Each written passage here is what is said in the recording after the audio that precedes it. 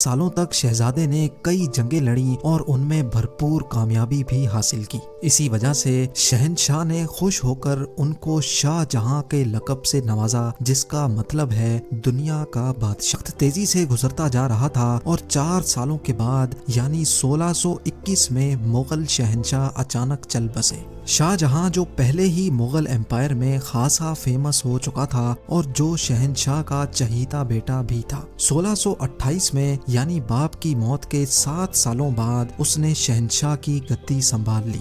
پوری مغلیہ سلطنت اپنے نئے شہنشاہ سے بے حد خوش نظر آتی تھی۔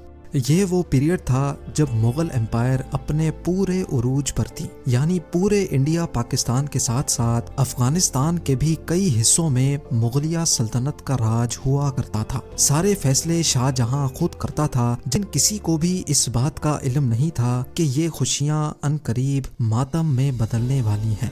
گدی سنبھالے ابھی 1 ہی سال گزرا تھا کہ ایک بار پھر سے مغل امپائر کو دشمنوں کا سامنا کرنا پڑا۔ اگلے 2 سال جنگ چلتی رہی اور شاہ جہاں کو اس جنگ میں بھی بھرپور کامیابی نصیب ہوئی، لیکن شاہ جہاں ابھی اس کامیابی کا جشن مناتے کہ ان کو ایک افسوسناک خبر سے آگاہ کیا گیا۔ مغلیہ سلطنت کا جشن دیکھتے ہی دیکھتے ماتم میں بدل گیا۔ یہ خبر جو شاہ جہاں پر آگ بن کر گری تھی، اس نے تو جیسے ان کی دنیا ہی ختم کر ڈالی۔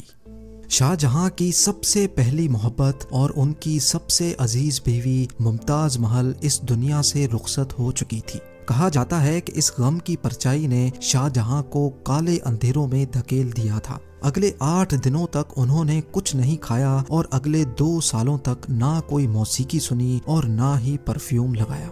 ممتاز محل کی آخری خواہش کو پورا کرنے کے لیے شاہ جہاں نے اپنی ساری دولت اور پوری زندگی وقف کرنے کا ارادہ کر لیا۔ ممتاز کے گزرنے کے 6 ماہ بعد یعنی 1632 میں ہی تاج محل کی کنسٹرکشن کا کام شروع کر دیا گیا۔ قریب 20,000 سے بھی زیادہ مزدور، پتھر تراش اور کاریگروں کو پوری سلطنت سے اکٹھا کیا گیا۔ لشکروں کے لشکر شاہ جہاں کے حکم پر آگرہ بلوا لیے گئے تھے۔ کیونکہ ممتاز کی قبر یمنا ریور کے برابر میں موجود تھی، اسی وجہ سے اس جگہ پر دنیا کی سب سے خوبصورت بلڈنگ بنانا کافی مشکل ٹاسک تھا۔ ریور کے کنارے زمین کافی سافٹ ہوتی ہے اور اگر یہاں کھدائی کا کام کیا گیا تو پانی کا بہاؤ تاج محل کی فاؤنڈیشن کو بھی نقصان پہنچا سکتا تھا۔